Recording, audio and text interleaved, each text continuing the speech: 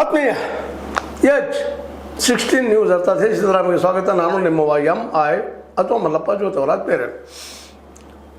ಚೆನ್ನೈ ಗೆದ್ದೇ ಬಿಡ್ತು ಮತ್ತೊಂದು CSK ಚೆನ್ನೈ ಸೂಪರ್ ಕಿಂಗ್ಸ್. ಹೀಗಾಗಿ ವಿಶೇಷವಾಗಿ ಪ್ಲೇ ಆಫ್ಗೆ ಒಂದಿಷ್ಟು ಆಸೆಯನ್ನು ಹುಟ್ಟಿಸಿಕೊಂಡದು CSK ಚೆನ್ನೈ ಸೂಪರ್ ಕಿಂಗ್ಸ್. ಒಂದು ಕಾಲಕ್ಕೆ 5 ಮ್ಯಾಚ್ಗಳನ್ನು 5 ಟ್ರಾಫಿಗಳನ್ನು ಗೆದ್ದಂಥ ಟೀಮ್ ಇದು. ಇವತ್ತು 6ನೇ ಸ್ಥಾನದಲ್ಲಿದೆ. ಮೇಲಕ್ಕೆ ಇರೋದು ಹೇಗೆ ಅನ್ನೋದು ಚಿಂತೆ ಅದರಲ್ಲಿದೆ. ಆದರೂ ಅಲ್ಲಿ ಸಂಜು ಸ್ಯಾಮ್ಸನ್ ಅಂತ ಗಟ್ಟಿಮುಟ್ಟ ಬ್ಯಾಟ್ಸ್ಮನ್, ಜೊತೆಗೆ ಅವರೊಂದಿಗೆ ಅನೇಕ ಅಲ್ಲಿ ಆಟಗಾರರಿದ್ದಾರೆ. ಅವರೆಲ್ಲರ ಸಹಕಾರ ಸಹಾಯ. ಸ್ವತಂತ್ರವಾದ ಮೀಡಿಯಾಗೆ ಬೇಕಾಗಿರುವುದು ಸ್ವತಂತ್ರ ಧ್ವನಿ. ಆ ಸ್ವತಂತ್ರ ಧ್ವನಿ ಉಳಿಸಲು ನೀವು ಮಾಡಬೇಕಾದದ್ದು ಇಷ್ಟೇ. ಅದೇನಪ್ಪಾ ಅಂತಂತಂದ್ರೆ ನಿಮ್ಮ ಕೈಲಾದಷ್ಟು ಸಹಾಯ ಈ ಚಾನಲ್ಗೆ ಮಾಡಿ ಹಾಗೂ ನಿಮ್ಮ ಧ್ವನಿಯನ್ನು ಕಾಪಾಡಿಕೊಳ್ಳಿ. ಋತುರಾಜ್ ಗಾಯಕ್ವಾಡ್ರ ಆಟ, ಇದ್ರ ಜೊತೆ ಬೌಲರ್ಗಳು ಸಹ ಚೆನ್ನಾಗಿ ಆಡಿದ್ರಿಂದಾಗಿ ಸಂಜು ಸ್ಯಾಮ್ಸನ್ 13 ರನ್ಗಳಿಂದ ಶತಕ ತಪ್ಪಿಸ್ಕೊಂಡ್ರು. ಈಗಾಗಲೇ 2 ಶತಕಗಳನ್ನು ಹೊಡೆದಿದ್ದಾರೆ. ಒಳ್ಳೆ ಆಟಗಾರ, ನೋಡ್ರಿ ಏನಾಗ್ತದೆ. ಬಟ್ ಇವತ್ತು ಗೆದ್ದಿದ್ದಾರೆ ಚೆನ್ನೈದವರು. ಗೆದ್ದಿದ್ದರಿಂದಾಗಿ ಸಹಜವಾಗಿ ಒಂದು ಆಸೆ ಪ್ಲೇ ಆಫ್ಗೆ ಹೋಗ್ಬೋದು ಅಂತ ಆಸೆಗಳಿದ್ದಾವ. ಆದರೆ ಏನಾಗ್ಬೋದು ಮುಂದಿನ ಆಟಗಳ ಮೇಲೆ, ಯಾಕಂದ್ರೆ ಕ್ರಿಕೆಟ್ ಬಗ್ಗೆ ಇದೆ ಆಗ್ತದೆ, ಇದೆ ಸತ್ಯ ಅಂತ ಹೇಳಿಕ್ಕೆ ಸಾಧ್ಯ ಇಲ್ಲ, ಬೇಕಾದ್ದಾಗ್ಬೋದು. ಹೀಗಾಗಿ ಗೆಲುವಂತೆ ಆಗ್ಯದ. ಅದರಲ್ಲೂ ಮುಖ್ಯವಾಗಿ ನಿಮಗೆ ಹೇಳುವಂಥದ್ದು ದೆಹಲಿ ಕ್ಯಾಪಿಟಲ್ಸ್ ಅಥವಾ ಡೆಲ್ಲಿ ಮೊದಲು ಡೆವಿಲ್ಸ್ ಅಂತ ಕರ್ಕೊಳ್ತಿದ್ರು, ಈ ಕ್ಯಾಪಿಟಲ್ಸ್ ಅಂತ ಕರ್ಕೊಂಡಿದ್ದಾರೆ. ಅವರು ಯಾಕೋ ಈ ಸಲ ಸರಿ ಆಡಲಿಲ್ಲ. ವಿಶೇಷವಾಗಿ ಸಮೀರ್ ರಿಜ್ವಿ ಆಗಿರ್ಬೋದು, ಮುಂದೆ ಟ್ರ್ಯಾಚನ್ ಸ್ಟಬ್ಸ್ ಆಗಿರ್ಬೋದು, ಅಡ್ಡಿಲ್ಲ, ಒಳ್ಳೆ ಆಟ ಆಡಿದರು. ಗೆಲ್ಲೋದಕ್ಕಾಗಲಿಲ್ಲ. ಡೆಲ್ಲಿಯವರಿಗೆ 155 ರನ್ ಕೊಟ್ಟರು. ಇದರಿಂದಾಗಿ ಸಹಜವಾಗಿ ಗೆಲ್ಲೋರಿಗೆ 2ನೇ ಇನ್ನಿಂಗ್ಸ್ ಆಡೋರಿಗೆ ಭಾಳ ಸ್ವಲ್ಪ ಆಗಿಬಿಟ್ಟಿತ್ತು. ಈಗಂತ 170 180 ಇವೆಲ್ಲ ಸುಲಭ ತುತ್ತುಗಳು. ಯಾಕಂದರೆ ಮಿನಿಮಮ್ 265 ಆದರೂ ಹೊಡೆಯುವಂಥ ಟೀಮ್ಗಳಿದ್ದಾವೆ. ಅಂಥ ಪ್ರಸಂಗದಲ್ಲ 155 160 ಅಂದ್ರೆ ಆ ಸೋಲು ಏನಂತೀನಿ ರನ್ನುಗಳು ತಿಳಬೇಕಾಗ್ತದೆ. ಆ ದಿಶೆಯಲ್ಲಿ ಈ ವಿಶೇಷವಾಗಿ ಚೆನ್ನೈದವರು ಸಂಜು ಮತ್ತು ಕಾರ್ತಿಕ್ ಶರ್ಮಾ ಚೆನ್ನಾಗಿ ಆಡಿ ವಿಶೇಷವಾಗಿ 8 ವಿಕೆಟ್ದಿಂದ 150 ರನ್ ನಮಗೆ ರೀಚ್ ಆಗಿ ಗೆದ್ದಿದ್ದಾರೆ. ಹೀಗಾಗಿ ಅವ್ರಿಗೆ ಇವತ್ತು ಒಂದಿಷ್ಟೇನೋ ಪ್ಲೇ ಆಫ್ಗೆ ಹೋಗುವಂಥ ಒಂದು ಆಸೆ ಮೂಡಿದೆ ಇವತ್ತಿನ ಮ್ಯಾಚ್ನಿಂದ. ಮತ್ತೆ ಏನು ಬದಲಾವಣೆ ಆಗ್ಬೋದು ನೋಡೋಣ ಅದನ್ನು. ಆದರೆ ಇದರಿಂದಾಗಿ ಡೆಲ್ಲಿಗಳಿಗೆ ಅಥವಾ ದೆಹಲಿ ಕ್ಯಾಪಿಟಲ್ಸ್ ಪ್ಲೇ ಆಫ್ಗೆ ಹೋಗುವಂಥ ಅವಕಾಶಗಳು ಮತ್ತಷ್ಟು ಕಠಿಣ ಆಯಿತು ಅಂತ. ಯಾಕಂದ್ರೆ ಮ್ಯಾಚಕ್ಕೆ ಮೇಲೆ ಇರ್ತಾ ಹೋಗ್ಬೇಕಾಗಿದ್ದಂಥ ಡೆಲ್ಲಿ ಕ್ಯಾಪಿಟಲ್ಸ್ KL ಅವ್ರ ಟೀಮ್ ಯಾಕೋ ಏನೋ ಕೆಳಗಿಳಿತಾ ಇದೆ. ಇದ್ರದ್ದು ಪರಿಣಾಮ ಏನು ಹೇಳೋ ಅವಶ್ಯಕತೆ ಇಲ್ಲ. ಪ್ಲೇ ಆಫ್ಗೆ ಅವಕಾಶಗಳಿಲ್ಲ ಅಂದರೆ ಗೋ ಟು ದ ಹೌಸ್ ಅನ್ನುವಂಥದ್ದು. ಅದೇನೋ ಆಗಲಿ ಸಂಜು ಸ್ಯಾಮ್ಸನ್ ಆಡಿದಂಥ ರೀತಿ, ಹೊಡೆದಂಥ ಹೊಡೆತಗಳು ಇವತ್ತೆಲ್ಲ ಯುವ ಆಟಗಾರರಿಗೆ ಒಂದು ಮಾದರಿ ಆದರ್ಶ. ಇನ್ನು ಮುಂದಿನ ಮ್ಯಾಚ್ ಏನಾಗ್ತದೆ, ನಮ್ಮ ಚೆನ್ನೈದವ್ರು ಏನು ಮಾಡ್ತಾರೆ ನೋಡೋಣ. ಆದರೆ ಇದೇ ಕಾಲಕ್ಕೆ ಇವತ್ತು ಮತ್ತೊಂದು ಮ್ಯಾಚ್ ಅದು ಭಾಳ ಜಬರ್ದಸ್ತ್ ಅಂತ ಮ್ಯಾಚ. ಕಿಂಗ್ಸ್ ಪಂಜಾಬ್ ಕಿಂಗ್ಸ್ ಮತ್ತು ಸನ್ರೈಸರ್ಸ್. ಇವತ್ತು ಸನ್ರೈಸರ್ಸನು ಏನಪ್ಪ ಅಂದ್ರೆ 3ನೇ ಸ್ಥಾನದಲ್ಲಿದೆ. ಇವತ್ತು ಏನಾದರೂ ಸನ್ರೈಸರ್ಸ್ ಗೆದ್ದರೆ ಅವರು ಇನ್ನೂ ಸ್ಟೆಪ್ ಮೇಲೆ ಹೋಗುವಂಥದ್ದು, ಫಸ್ಟ್ ಆಗುವಂಥ ಸಾಧ್ಯತೆಗಳಿದ್ದಾವೆ.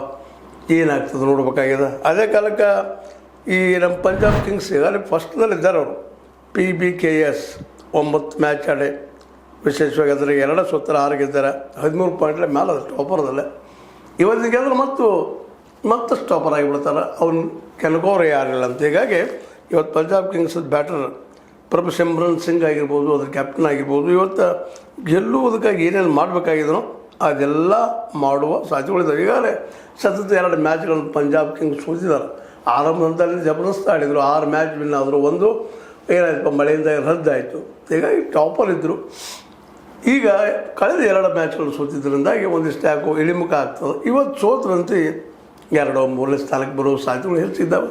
ಯಾಕಂದರೆ ಕ್ರಿಕೆಟ್ನಲ್ಲಿ ಇದೆ ಸತ್ಯ ಅಂತ ಹೇಳಕ್ಕೆ ಸಾಧ್ಯ ಇಲ್ಲ. ಆರಂಭದಲ್ಲೇ ವಿಜೃಂಭಿಸಿದಂಥವ್ರು ನಂತರದಲ್ಲೇ ಫೇಲವಾಗೋದು, ಸೋತಿದ್ದು ನಾವು ನೋಡ್ತಾ ಇರ್ತೀವಿ. ಇನ್ನು ಪಂಜಾಬ್ ಕಿಂಗ್ಸ್ ಮತ್ತು ವರ್ಸಸ್ ನಮ್ಮ ಸನ್ರೈಸರ್ಸ್ ಇವರಲ್ಲೇ ಯಾರು ಗೆದ್ದರೂ ಅವ್ರು ಫಸ್ಟ್ ಆಗೋ ಸಾಧ್ಯತೆಗಳಿದಾವೆ. ಈಗಾಗಲೇ ಪಂಜಾಬ್ ಕಿಂಗ್ಸ್ ಫಸ್ಟ್ ಇದ್ದಾರೆ. ಅದರಲ್ಲೂ ಮುಖ್ಯವಾಗಿ ಸನ್ರೈಸರ್ಸಲ್ಲಿ ಅಭಿಷೇಕ್ ಶರ್ಮಾ ಅಂತ ಆಟಗಾರರು, ಟ್ರಾನಿಸ್ ಹೆಡ್ ಮತ್ತು ಅದೇ ಕಾಲಕ್ಕೆ ಇಶಾನ್ ಕಿಶನ್, ಹೆನ್ರಿಚ್ ಕ್ಲಾಸನ್ನ, ನಿತೀಶ್ ಕುಮಾರ್ ರೆಡ್ಡಿ, ಅನಿಕೇತ್ ವರ್ಮಾ ಇಂಥೆಲ್ಲ ಬಲಿಷ್ಠ ಬ್ಯಾಟ್ಸ್ಮನ್ಗಳಿದ್ದಾರೆ ಸನ್ರೈಸರ್ಸಲ್ಲೇ. ಅವರು ಗೆಲ್ಲುವ ಸಾಧ್ಯತೆಗಳು ಹೆಚ್ಚಿದ್ದಾವೆ. ಹಾಗಂತೇಳಿ ಪಂಜಾಬ್ ಕಿಂಗ್ಸ್ ಕಡಿಮೆ ಇರ್ತಲ್ಲ, ಅವರು ಜಬರ್ದಸ್ತಾಗಿ ಆಟ ಆಡಿದ್ದಾರೆ ಇಲ್ಲಿವರೆಗೆ. ಈಗ ಆಡೋ ಸಾಧ್ಯತೆ ಲಾಸ್ಟ್ ಟೈಮ್ ಅಂತ ರನ್ನರಪ್ ಆಗಿದ್ದರು ಅವರು ಪಂಜಾಬ್ ಕಿಂಗ್ಸು. ಈ ಸಲ ಈ ಕಪ್ಪನ್ನು ಒಯ್ಯುವಂಥ ಎಲ್ಲ ಒಂದು ತಯಾರಿಯನ್ನು ಮಾಡ್ಕೊಂಡು ಬಂದಿದ್ದಾರೆ. ಆದರೆ ಅಂದ್ಕೊಂಡಷ್ಟು ಯಾವುದು ಸುಲಭವಿಲ್ಲ. ಆದರೆ ಇವತ್ತಿನ ಮ್ಯಾಚ್ ಸಾಯಂಕಾಲ 7:00 ಆಗೋದು. Sunrisers Hyderabad versus Punjab Kings. ಇದರಲ್ಲಿ ಯಾರು ಗೆಲ್ಬೋದು, ಯಾರು ಸೋಲ್ಬೋದು, ಹೈದರಾಬಾದ್ ನಡೆಯುವಂಥದ್ದು. ಇದನ್ನು ಈಗಾಗಲೇ ಬೆಟ್ಟಿಂಗ್ ಆಡೋರಂತೆ ಬೆಟ್ ಕಟ್ತಾ ಇರ್ತಾರೆ. ಇದು ಗೆಲ್ತು, ಇದಕ್ಕಿಷ್ಟು ಅಂತೇಳಿ ಏನು ಮಾಡೋದು. ಈ ಕ್ರಿಕೆಟ್ ಒಂದು ಒಳ್ಳೆಯ ಆಟ, ಅದರ ಜೊತೆಗೆ ಬೆಟ್ಟಿಂಗ್ ಅಂತ ಒಂದಿಷ್ಟು ಅವ್ಯವಹಾರ ನಡೆಯೋದನ್ನು ನೋಡಿದಾಗ ಈ ಕ್ರಿಕೆಟ್ ನಮಗೆ ಬೇಕಾ ಅಂತ ಹಲವು ಸಲ ಅನಿಸಿದ್ರು. ಯಾರೋ ಮಾಡೋ ತಪ್ಪಿಗೆ ಯಾರಿಗೆ ಯಾಕೆ ಶಿಕ್ಷೆ ಅನ್ನುವಂಥ ಮಾತು. ಆ ದಿಶೆಯಲ್ಲೇ ಇವತ್ತಿನ ಮ್ಯಾಚ್ ಈ ಇಬ್ಬರ ಮಧ್ಯದಲ್ಲಿ ಫಸ್ಟ್ ಕಾಂಪಿಟೇಷನ್ ಅದ. ಈಗಾಗಲೇ 13 ಅಂಕಗಳು ತೆಗೆದುಕೊಂಡಂತಹ ನಮ್ಮ ಕಿಂಗ್ಸ್ ಇದ್ದಂಥವ್ರು ಕಾಯ್ಕೊಂಡು ಹೋಗ್ಬೋದು ಅಂತ. ಅದರಲ್ಲಿ ಸುಲಭವಾಗಿ ಬಿಟ್ಟುಕೊಡೋದಿಲ್ಲ ಅನ್ನೋದು ಅಷ್ಟು ಸತ್ಯದ. ಅಭಿಷೇಕ್ ಶರ್ಮಾ ಆಲ್ರೆಡಿ ಅವರಿದ್ದಂಥವ್ರು ಏನಪ್ಪ ಅಂದ್ರೆ ನಿಮಗೆ ಗೊತ್ತದ ಆರೆಂಜ್ ಕ್ಯಾಪ್ ಪಡ್ಕೊಂಡಿದ್ದಾರೆ. ಆದರೆ ಇವತ್ತು ಚೇಂಜ್ ಆಗ್ಯದ. ಇವತ್ತು ಮತ್ತು ರಾಹುಲ್ ಡಿಶ್ ಅವರು 445 ರನ್ ಹೊಡೆದ, ಮತ್ತು ಅದನ್ನು ತಾವು ತೊಗೊಂಡಿದ್ದಾರೆ. ಕಾಂಪಿಟೇಷನ್ ಭಾರಿ ಅದ. ವಿಶೇಷವಾಗಿ KL ರಾಹುಲ್ಗೆ ಮುಂದೆ ಅದೇ ಕಾಲಕ್ಕೆ ನಮ್ಮ ಅಭಿಷೇಕ್ ಶರ್ಮಾ ಅವರು ಇಬ್ಬರು ಒಳ್ಳೆಯ ಬ್ಯಾಟ್ಸ್ಮನ್ಗಳು, ಒಳ್ಳೆಯ ಆಟಗಾರರು. ಮತ್ತು ಇನ್ನೇನು ಅದೇ ಕಾಲಕ್ಕೆ ಈ ಪರ್ಪಲ್ ಕ್ಯಾಪ ಭುವನೇಶ್ವರ್ ಕುಮಾರ್ಗೆ RCB 17 ವಿಕೆಟ್ ಪಡೆದಿದ್ದಾರೆ ಅವರು. ಉಳಿದವರು ಇನ್ನೂ ಯಾಕೋ ಅವ್ರದ್ದು ಆಟಕ್ಕೆ ಆಗ್ತಾಯಿಲ್ಲ, ರೆಗ್ಯುಲರ್ ಅವ್ರು ಕಂಟಿನ್ಯೂ ಅದ. ಇವೆಲ್ಲ ಈಗ ನಡೆದಂಥ ಘಟನೆಗಳು ಈ ಇಂಡಿಯನ್ ಪ್ರೀಮಿಯರ್ ಲೀಗ್ ಅದ 2026ರಲ್ಲಿ. ಒಂದು ಕಡೆ ಏನಪ್ಪ ಸಂಜು ಅವರು ಚೆನ್ನಾಗಿ ಆಡಿದ್ರಿಂದಾಗೆ ನಿನ್ನೆ ಚೆನ್ನೈ ನಮ್ಮ ಡೆಲ್ಲಿ ಕ್ಯಾಪಿಟಲ್ಸ್ ಮೇಲೆ ಗೆಲುವು ಸಾಧಿಸಿದ್ರೆ. ಇವತ್ತು ಭಾಳ ಪ್ರಮುಖ ಆಟದ ಫಸ್ಟ್ ಯಾರು ಆಗ್ಬೋದು ಅನ್ನೋದಕ್ಕೆ ಒಂದು ಸಿಗೋದದ. ಸನ್ರೈಸರ್ಸು ಅಥವಾ Punjab Kings. Already Punjab Kings ಅಂತ ಏನಪ್ಪ ಅಂತಂದ್ರೆ ಟಾಪರ್ ಅದಾರ. ಥರ್ಡ್ ಯಾರು ಅದಾರಪ್ಪ ಅಂತಂದ್ರೆ ಸನ್ರೈಸರ್ಸ್ SRH 10 ಮ್ಯಾಚ್ ಆಡಿ 12 ಪಾಯಿಂಟ್ ಇದ್ದಾವೆ. 2ರಿಂದ 5ನೇ ತನಕ ಅಂದರೆ RCB 9 ಮ್ಯಾಚ್ ಆಡ್ಯದ, 6 ಗೆದ್ದದ, 3 ಸೋತದ, 12 ಪಾಯಿಂಟು. ಅದೇ ಕಾಲಕ್ಕೆ SRH 10 ಆಡ್ಯದ, ಅದರಾಗ 12 ಪಾಯಿಂಟ್ ಗಳಿಸದ, 3ನೇ ನಂಬರು. RR 10 ಆಡ್ಯದ, 12 point. GT ಅಂದರೆ ಗುಜರಾತ್ ಟೈಟನ್ಸ್ ಅದು 10 ಆಡ್ಯದ, 12 ಪಾಯಿಂಟ್ ಅದ. CSK 10 ಆಡೆ 10 ಪಾಯಿಂಟ್ ಅದ.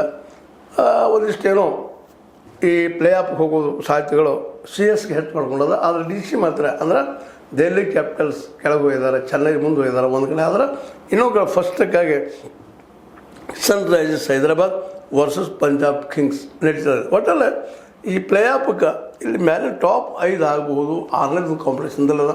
ಫಸ್ಟ್ ಅಂತ ಇವತ್ತು ನಿಮಗೆ ಗೊತ್ತಿದ್ದಾಗ PBKS ಪಂಜಾಬ್ ಕಿಂಗ್ಸ್ ಇದ್ದಾರೆ, 2ನೇದಾಗ RCB ನಮ್ಮ ಬೆಂಗಳೂರು ಅವರಿದ್ದಾರೆ, 3ನೇದಾಗೆ ನಮ್ಮ SRH ಸನ್ರೈಸರ್ಸ್ ಅವರಿದ್ದಾರೆ, RR ಇದ್ದಾರೆ 4ನೇದು, GT ಅಂದರೆ ಗುಜರಾತ್ ಟೈಟನ್ಸ್ 5ನೇ ನಂಬರ್ ಇದ್ದಾರೆ, CSK ಅಂತಂದರೆ ಚೆನ್ನೈ ಸೂಪರ್ ಕಿಂಗ್ಸ್. ಈ ಒಂದು 5-6 ಜನರಲ್ಲಿ ಯಾರು ಟಾಪರ್ ಆಗ್ಬೋದು? ಇನ್ನು ಇವಂತೆ ಮುಗಿದೋಗಿದೆ ಈಗಾಗಲೇ. DC ಆಗಿರ್ಬೋದು, ಡೆಲ್ಲಿ ಕ್ಯಾಪಿಟಲ್ಸ, KKR ಆಗಿರ್ಬೋದು, ನಮ್ಮ ನೈಟ್ ರೈಡರ್ಸ, MI ನಿಮಗೆ ಗೊತ್ತದೆ ಈಗಾಗಲೇ, ಮುಂಬೈ ಇಂಡಿಯನ್ಸ್ ಆಗಿರ್ಬೋದು, ಮುಂದೆ LSG ಅಂದರೆ ಲಕ್ನೋ ಸೂಪರ್ ಜೈಂಟ್ಸ್ ಆಗಿರ್ಬೋದು. ಇವರು ಆಸೆಗಳೆಲ್ಲ ಕಮ್ಮಿ ಹೋಗ್ತಾ ಇದ್ದಾವೆ. ಈಗೇನಿದು ಟಾಪ್ 6 ಈಗಾಗಲೇ ಹೇಳಿದಂಗೆ PBKS, RCB, SRH, RR, GT, CSK ಇವರಲ್ಲಿ ಯಾರು ಪ್ಲೇ ಆಫ್ ಮೊದಲು ಮುಡ್ತಾರೆ ನೋಡೋಣ ಅಂತ ಹೇಳ್ತಾ ಇವತ್ತಿನ ಮ್ಯಾಚ್ಗಳೆಲ್ಲರೂ ಕಂಡಿಟ್ಟಿದ್ದಾರೆ. ಸನ್ರೈಸರ್ಸು ಸ್ಟ್ರಾಂಗ್ ಅದ, ಅದ್ರ ಮೇಲೆ ಬೆಟ್ಟಿಂಗ್ ಸಾಕಷ್ಟು ದುಡ್ಡು ಹೊಡುವಂಥ ಜನ ಇದ್ದಾರೆ. ಪಂಜಾಬ್ ಕಿಂಗ್ಸ್ ಮೇಲೆ ಸಹಜ ಬಿಡ್ತಾರೆ. 1ಕ್ಕೆ 2 ಹೊಡ್ಬೋದು, 2ಕ್ಕೆ 4 ಹೊಡ್ಬೋದು, ಎಷ್ಟು ಹೊಡ್ತಾ ಅವ್ರಿಗೆ ಗೊತ್ತಾ. ಯಾಕಂದ್ರೆ ಈ ಆಟ ಅನೈತಿಕವಾದಕ್ಕಾಗಿ ಅದ್ರ ಬಗ್ಗೆ ವಿಶ್ಲೇಷಣೆ ಮಾಡುವಂಥ ಅವಶ್ಯಕತೆ ಇಲ್ಲ, ಮಾಡಬಾರ್ದು ಅದನ್ನು. ಆದರೂ ಇಲ್ಲಿ ನಡೀತಾ ಇರ್ತದೆ, ಅದು ಹೇಳಬೇಕಾಗ್ತದೆ. ನಮ್ಮ ಪತ್ರಿಕಾ ಧರ್ಮ ನಡೀತಾ ಇದೆ, ಅದು ತಪ್ಪು ಸರಿ ಅಂತ ಸರ್ಕಾರ ಕೇಳ್ತಾ ಇದ್ವಿ. ಆಗ್ತದಿಲ್ಲ ಗೊತ್ತಿಲ್ಲ.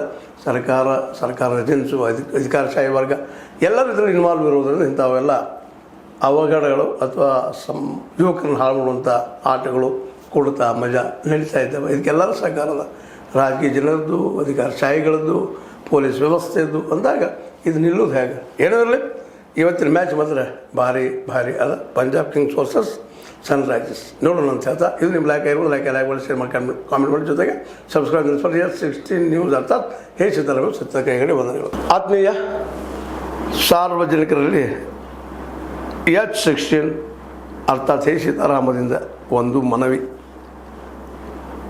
ಈ ಸಂಸ್ಥೆ ಭ್ರಷ್ಟಾಚಾರ ಅನ್ಯಾಯ ಅತ್ಯಾಚಾರಗಳಿಂದ ನೊಂದವರ ವೇದಿಕೆ, ಅನ್ಯಾಯಕೋರರ ಭೂಗಳ್ಳರ ನಶಾ ಸಾರಾಯಿ ಮಾಫಿಯಾಗಳ ವಿರುದ್ಧದ ಧ್ವನಿ, ರೈತರ ಕೂಲಿಕಾರ ಕಾರ್ಮಿಕರ ಬಿದ್ದ ಸಮುದಾಯ ಜನರ ಧ್ವನಿ ಬೆಂಬಲವಾಗಿ ನಿಂತು ತನುಮನ ಧನದ ಸಹಾಯಕ್ಕೆ ಸಾರ್ವಜನಿಕರಲ್ಲಿ ಕೋರಿಕೆ. ದಾನದ ಸಹಾಯ ನೀಡಿ ಸ್ವಾತಂತ್ರ್ಯ ಪತ್ರಿಕೋದ್ಯಮ ಉಳಿಸಿ ಬೆಳೆಸಿ. ವಂದನೆಗಳು. ತಮ್ಮನ್ನೇ ನಂಬಿರುವ ಮಲ್ಲಪ್ಪ ಇ ಜೋತಾವರ್.